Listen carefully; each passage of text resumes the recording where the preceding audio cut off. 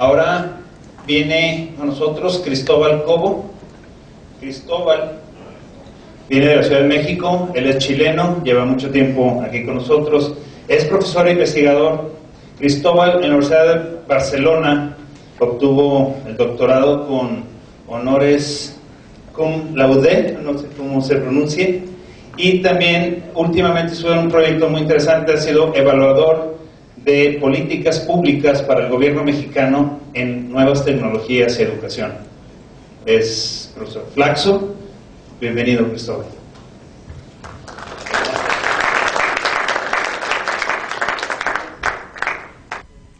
Ok, aquí está. ¿Cuál es la slide para avanzar? Sí, ¿verdad? Bueno, ¿qué tal? Yo quisiera decir que por distintas circunstancias nos tocó vivir en una época que presta una atención especial al uso intensivo del conocimiento. En distintas áreas y disciplinas de la época actual, el conocimiento, la innovación, el I+D, la investigación juegan un papel central. Ahora, esto no es nuevo. Peter Drucker hace más de 50 años ya hablaba de estos trabajadores del conocimiento. Lo que sí es un fenómeno sintomático de nuestra época es que además de todo este proceso donde el conocimiento es tan importante, identificamos una suerte como de distanciamiento entre ese perfil profesional que demanda el mundo del trabajo y ese perfil que se está formando en los distintos sistemas de educación, ya sea escuela o universidad. Y por eso me pareció interesante que pudiéramos hablar un poco del aprendizaje. Hay distintos tipos de aprendizaje. Está el aprendizaje cara a cara, analógico, donde yo hablo y ustedes se callan, que es el que más se utiliza aquí en las instituciones educativas, ¿sí? Hay aprendizaje a distancia, aprendizaje en línea, y el que yo me quisiera referir hoy día es el aprendizaje invisible, ¿sí? Desde una mirada crítica, el aprendizaje, los sistemas de educación formal actuales priorizan por sobre todo la estandarización, la uniformidad y, en la medida posible, la parametrización. Es decir, mientras más ordenaditos, mejor. Ahora, yo quiero dar algunos ejemplos interesantes. Este chico, Lim, es un chico que vive en Malasia, tiene 10 años. Cuando tenía 9 años, desarrolló un software que se puede descargar para iPhone, que se llama Doodle. Ustedes lo pueden bajar de la red. Hoy tiene cerca de 1 millón de descargas. Este pequeño sabe utilizar Java, JavaScript, ActionScript, comprende Applesoft Basic y en sus tiempos libres aprende Pascal y C. Quienes sepan un poco de ingeniería sabrán que esto no es cualquier cosa, especialmente si este muchacho tiene 9 años. Ahora, es interesante preguntarse en qué medida los sistemas de educación formal fomentan estos talentos, estos diamantes en brutos, este pequeño Mozart, cómo los sistemas formales estimulan la educación. Ahora, como esa pregunta genera respuestas un poco incómodas, yo le pedí a Bernard Shaw que nos mandara un SMS, Premio Nobel de Literatura de 1925, que dice: desde muy niño tuve que interrumpir mi educación para ir a la escuela. Yo no sé si eso aplica, pero me parece interesante. Ahora, Jeremy Rifkin, autor de El sueño europeo, El aire del acceso y otros libros, plantea que los sistemas de educación se parecen mucho a microsistemas industriales. Es decir, todos organizados bajo módulos de manera muy parcelada y muy organizada. De manera muy lejana como funciona el conocimiento en la vida real, pero es muy fácil de aplicar. El problema tenemos entonces que se genera, como plantea la literatura británica, este universo paralelo entre el mundo real, el mundo profesional y el mundo de la educación. Y quiero darles un ejemplo. En el año 1899, es decir, hace 111 años, Jean-Marc Coté le pidieron que dibujara cómo se imaginaban las escuelas en el siglo XX. ¿Imaginó eso que está arriba? ¿Sí? El profesor en una esquina entregando contenidos, se molían los libros y entraban por unos cables. Desafortunadamente esto ha cambiado bastante poco a la fecha. Ahora, afortunadamente tenemos algunos superhéroes, y muestro esta imagen en honor a José Saramago, que recientemente falleció. Tenemos algunas personas que afortunadamente han sido muy exitosas sin pasar por la universidad.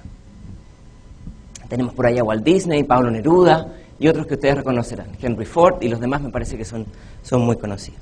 Ahora, ¿por qué planteo esto? Porque creo que tiene mucho sentido la frase de Albert Einstein, que plantea: es un milagro que la curiosidad sobreviva a los sistemas formales de educación. Porque yo creo que hay una tensión que no hemos sido capaces de resolver. Por eso quiero plantear 4 preguntas para articular un poco este análisis. Uno es: ¿cómo formamos a estos jóvenes que nacieron con Internet en la mano? A estos jóvenes que en el año 2020 van a ser profesionales. La segunda pregunta es, ¿cómo preparar para la complejidad global? Y yo agregaría la incertidumbre. Vivimos una época de tal interdependencia que parece más un plato de espagueti que cualquier otra cosa. En tercer lugar, ¿cómo aprender a aprender y cómo aprender a desaprender? Que suena un trabalengua, pero es bastante difícil porque tiene que ver con el aprendizaje para toda la vida y tiene que ver con una cosa que es muy complicada, que es deshacerse de los viejos paradigmas que venimos arrastrando y que muchas veces limitan nuestra capacidad de volver a aprender. Y por último, ¿cómo estimular la creatividad? La creatividad, yo no sé hasta qué medida estamos utilizando esos diamantes en bruto que tenemos en los sistemas formales de educación. Ahora, bajo esa idea, John Moravec, que presentó en la mañana, y yo trabajamos en esta idea del aprendizaje invisible. No es necesario sumergirse en un vaso de cerveza para el aprendizaje invisible, pero el aprendizaje invisible funciona bastante parecido a la manera en que nosotros aprendimos a utilizar las redes sociales. Nadie tomó un curso para utilizar las redes sociales, ¿no? Pero esas habilidades que desarrollamos hoy día nos pueden servir para el mundo profesional, para el mundo de las relaciones entre pares, etcétera, etcétera, etcétera. Ahora, el aprendizaje invisible está basado en principios que ya existen. El EduPunk, la educación expandida, el aprendizaje accidental, el aprendizaje ubicuo.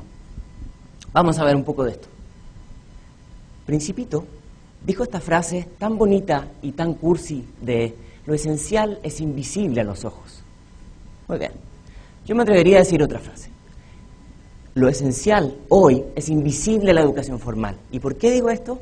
Porque me parece a mí, y lo siento que lo digan en una institución educativa, pero la educación en general formal no ha estado a las alturas de los desafíos que plantea la sociedad del conocimiento. Y voy a plantear ahora 5 ejemplos, 5 ejes o axiomas que nos ayudan un poco a entender esta aproximación del aprendizaje invisible. Primero, las tecnologías de información y comunicación se hacen invisibles. Don Tapscott plantea que su hijo le dice, papá, yo no entiendo por qué los adultos están tan emocionados con esta revolución industrial, con esta revolución tecnológica, si al final son tecnologías que siempre estuvieron. ¿Qué tanto te emocionarías tú con un refrigerador? Y Adams, otro autor, plantea que todo aquello que se crea, todo aquello que existe cuando tú naces, es parte del entorno natural. Aquello que se crea, aquellas tecnologías que se crean entre los 15 y los 35 años de edad, es emocionante, es fascinante, ¿no? Es algo a lo cual tú te podrías dedicar cuando eres profesionista o profesional. Ahora, todo aquello que se genera después de los 35 años, no, eso va contra el orden natural de las cosas, porque ya está lejos de mí, ¿no? Entonces, es este paso del molcajete a la licuadora que en algunas generaciones no es evidente, porque nacieron con los dos. Primer axioma del aprendizaje invisible. Segundo, la Organización para la Cooperación y el Desarrollo Económico hace muy poco lanzó esta investigación, los resultados de esta investigación basado en la prueba PISA. La prueba PISA, les recuerdo, se aplica a 250.000 jóvenes en el mundo en 30 países. Y nos dice cosas bastante interesantes que tienen que ver con esto. Las competencias adquiridas en entornos informales son invisibles. Vamos a ver. Este estudio habla de una segunda brecha digital, que ya no es la brecha del acceso tecnológico, sino que es la brecha de la calidad de uso y el contexto de uso. Y miren qué interesante, esto va bastante contra la natura con lo que vemos en algunas políticas públicas. Hay más beneficio del uso de la computadora en el hogar que en la escuela. El uso de la computadora en la escuela ha generado bajos impactos. La cantidad de uso de la computadora no ha generado impactos positivos en las pruebas PISA. ¿Y qué es lo que hay detrás de esto? ¿Qué es lo que podemos decantar? Que las generaciones más recientes desarrollan sus competencias digitales esenciales para vivir en el siglo XXI en entornos informales, a través de la observación, el boca a boca, el ensayo-error, etcétera, etcétera, etcétera.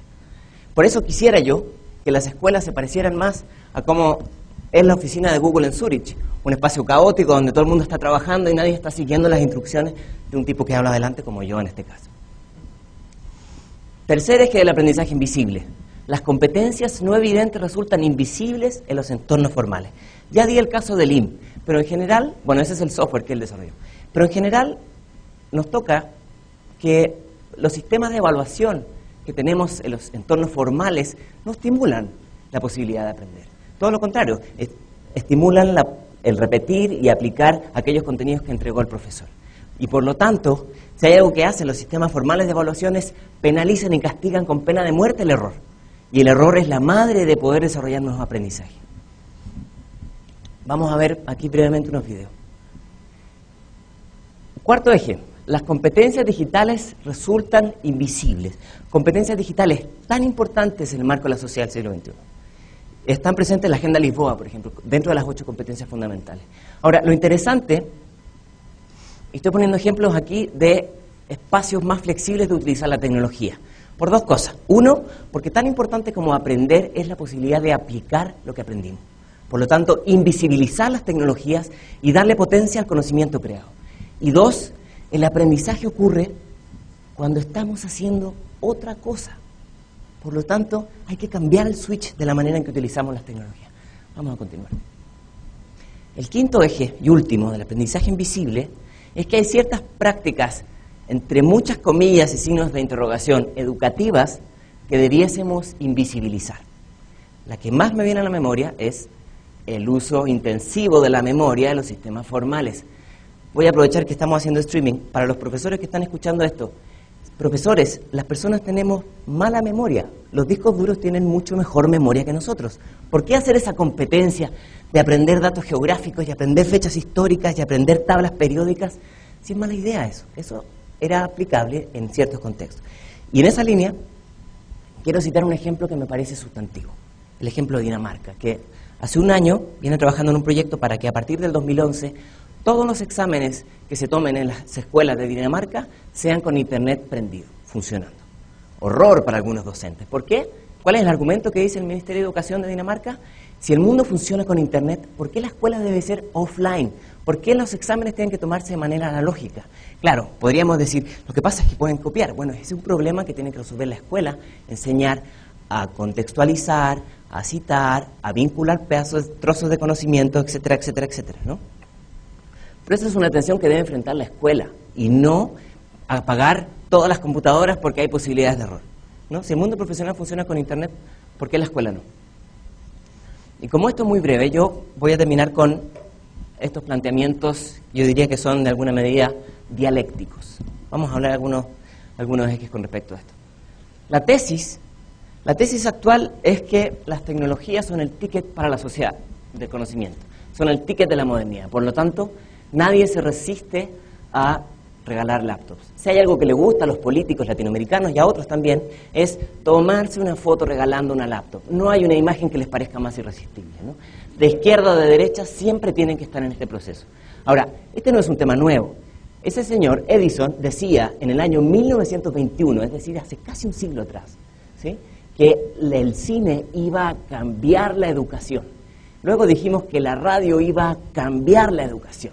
Y luego la tele iba a cambiar, en fin, la computadora, el CD-ROOM, en fin. Siempre estamos esperando que venga un tótem del cielo y que arregle los problemas de educación que tenemos. Simon Papert, uno de los gurús del MIT en temas de educación y tecnología, dijo hace 30 años, en 30 años las tecnologías harán que la educación, que las escuelas sean redundantes, transformará la educación. ¿Se acuerdan de la imagen que les mostré de Jean Coté? Yo creo que no han cambiado como quisiéramos. Ahora, ¿cuál es la antítesis? Y esto es importante. ¿Cuál es la antítesis? Las tecnologías evolucionan a una velocidad explosiva, exponencial, de manera continua. Día a día es casi imposible seguir la velocidad con que aparecen estos dispositivos. La educación, yo ni siquiera me atrevería a decir que evoluciona de una manera lineal.